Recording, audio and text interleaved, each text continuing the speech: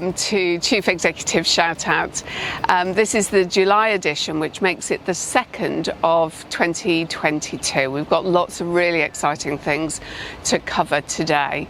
But just at the back of me, you can see over my shoulder is the emergency department, and I've got a few things to say at the end of today's Shout Out just about the exciting developments that are going on there. And we've got a few more things happening, as you know. So at the time of filming, we know that COVID is back on the increase, and we are now reinstigating masks right across the hospital. And we know that the pressures outside of the emergency department continue. But what never changes is the fantastic work that you're all doing each and every day. And today we'll just hear a little bit about some of that work from our matrons, but really importantly, some of the exciting plans we've got for Derriford Hospital that are not that far away.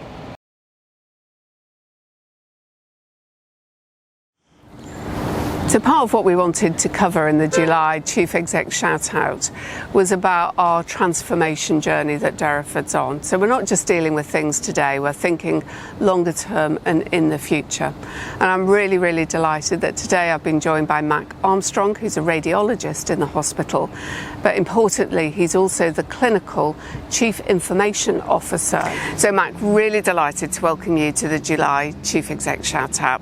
Tell me a little bit about the digital journey. So go right back to some basics. Why does it matter? What's important about it? Thank you, and thank you for giving me the opportunity. It's quite apparent that, unfortunately, Derriford is in the lowest 10% of trusts in the UK in terms of digitisation. So we're really not doing particularly well in terms of giving a good digital offering to our patients and our staff. We're still centred on the patient paper record, and the paper record is really quite old-fashioned now, in that it can only be in one place at one time. And what we want is a system which allows us to have information flowing in a modern way through the hospital. What that gives us is an environment which is really quite negative for our patients and negative for our staff. It's not an easy place to work. We started by putting in nerve centre and EPMA. These are things which are going in now, which are going to make things much better for the patients and the staff in those areas. So we've just put in nerve centre. So tell me a little bit about how that's gone, who was involved, and what are the early benefits that we've seen and some of the challenges. Thanks. So this is really all about patient safety. So the previous IT system in ED was a really good system. People were very familiar with it, but it was end of life and it wasn't really able to incorporate the modern developments in terms of the pharmacy and the observations on patients that we really need for safety. So the new system is more capable of doing that, and also capable of drawing in more information from other parts of the hospital. So just tell me a little bit about the planning, because it was a huge amount of work from everyone involved. And how well did it go? If you would like to score it out of 10, I've always got a bit of anxiety about new IT systems. I have to say, I mean, I'm probably slightly biased, but I have to say I think the go live has been 8, 9 out of 10 in terms of how well it could have gone, and that is really down to the hard work and dedication of the team that did it, both in terms of the project management under Hannah Wilson-Rudd, but also the really firm leadership of the SRO, Nanette Bothma, who is one of the ED clinicians. So just tell me a little bit about where we are on our EPR journey, and what do you think will be most transformational about that? Patients can't quite believe that they have to tell their stories again and again, and that and clinicians find it very difficult to believe that they have to enter the same information again and again in different systems.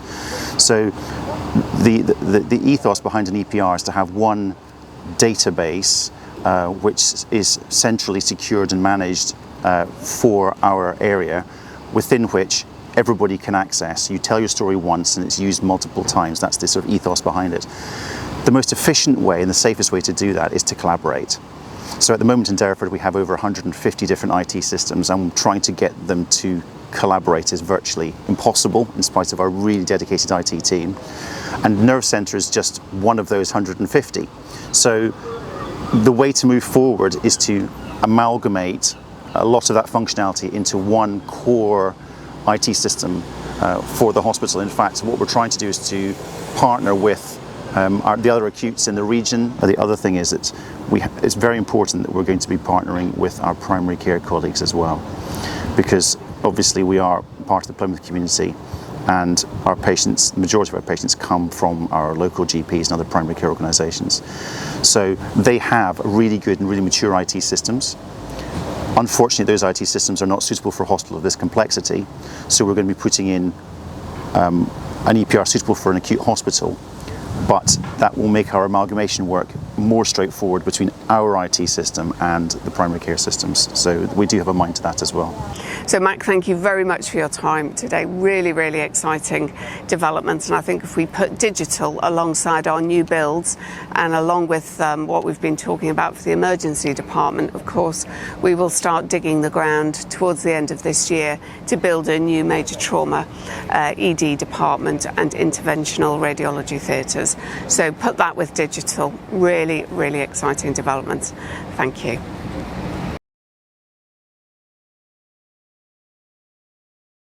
I'm really delighted to welcome two of our colleagues who've been setting up and establishing a really, really important campaign, which is called Meet the Matron campaign.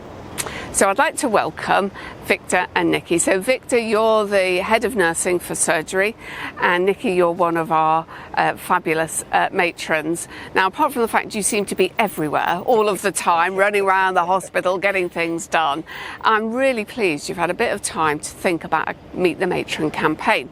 So Victor, I think this was your idea. Tell me a little bit about where the idea came from. Well, it all started with COVID, to be honest. So we knew communications were difficult from both ways, the clinical teams to families, and from families and patients to the clinical teams during COVID, because of the restrictions that we had on visiting, etc., etc. And at the same time, the other reason what made me think about this, was the fact that the matron role, we always have that really old school picture of the matron, but we probably, as a public, we struggle sometimes to understand what they actually do, and matrons actually are in charge of looking after the quality of the services where they work on, and they are that catalyst for making things happen the right way, if that makes any sense. So for me, this campaign allows patients, relatives, friends and families to reach the matrons in a very structured and successful and quick manner, and as well actually gives that quick access to the matrons and give them the awareness of what things they can actually discuss with the matrons at what time. Well, it's a brilliant idea, Victor, and thank you for describing how it works. So, Nicky, you are one of our matrons. So tell me a little bit from your point of view. Has it started? How does it work? And what do you think the benefits are going to be? Yeah, it's a real privilege. I speak on behalf of all my matron colleagues. We really want to be visible and accessible in all our clinical areas. So that's our wards, our theatres, departments, and any area that we cover. Our patients see us on the ward. They're not entirely sure how to address us with their relatives. Do they write a letter when they've left? Do they catch us on the ward? So this is a perfect opportunity to have a really timely response. We endeavour to get hold of the person almost immediately, and it can be a couple of things. Like I got contacted by a chap who really felt that one of the nurses on a night shift on a ward that was caring for his mother had really gone above and beyond what he expected, and I was inclined to agree with him, and feeding that back at that point to that nurse who was probably just got up from her sleep after her night shift was really powerful. Some of the minor issues I've had to sort of storage of personal food, where I was able to find sort of a safe place for somebody who'd been in for quite some time. That came from being contacted through Meet the Matron as well. So it has been really successful, and we just hope it sort of takes off more and people use this opportunity whilst the relative is still in hospital. We like to see people face to face. Presumably it also helps if people are not quite satisfied with the way that we're caring for their loved ones. They can raise that with you early on, and that hopefully stops it, sort of festering and becoming a complaint. Yeah. And have you had any examples of that? Yep. So the patient who had been in for a lengthy period of time was in a bed space that probably is the least desirable one in the bay, and it was almost fixing that. So they've got a window seat, not a patient on either side of them. After nearly 4 weeks in hospital, I felt made lots of other minor issues resolved as well. And it is all about people, isn't it? I mean, that just sounds fabulous, and I love the fact that you go down as quickly as you can to deal with it in person. So far, I think what they all commend is the simplification of a process to actually raise or share information, because sometimes it's not actually raising a concern, it's about sharing information that sometimes is positive for the world to know, or is meaningful for the world to know about the patient, and they all feedback that it's a very seamless process, and the quick response from the matrons as well, which sometimes is, as Nicky said, within hours, which is great, and they're all very surprised but grateful about that. That's brilliant, and I'm so excited to hear about this campaign, and I know the Trust Board will want to hear about it, because it's fairly new still, isn't it? And that will just be brilliant to get that feedback. So Victor and Nicky, can I just thank you all both very much indeed. Thank you. During July and August, we've got some great announcements that we'll be making about supporting you as our colleagues right across the Trust, and making sure that your outstanding contribution continues to be recognised each month with a series of acknowledgements for the great work that you're doing. I'm really looking forward to having a bit of a break at the end of July, but then coming back in August, September and October to very much be out and about. And as you know, it's what I love doing the most, is spending time with you and your teams.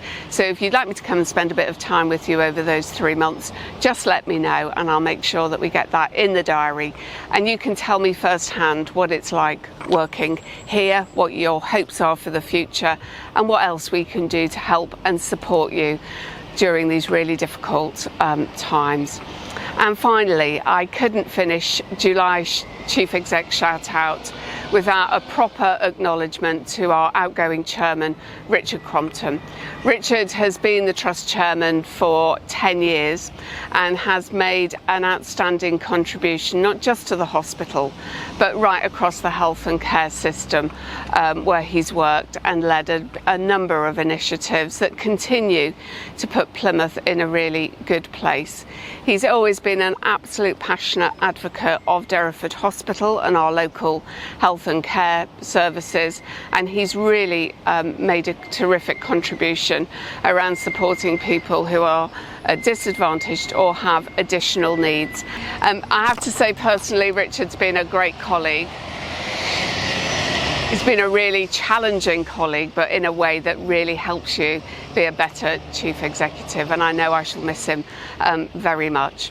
But soon we'll be able to announce the new chair, and we'll very much look forward to handing over the baton and taking Derriford and our health and care services forward for the next 10 years. So have a great month, take care of each other, and look forward to the August Chief Exec shout out.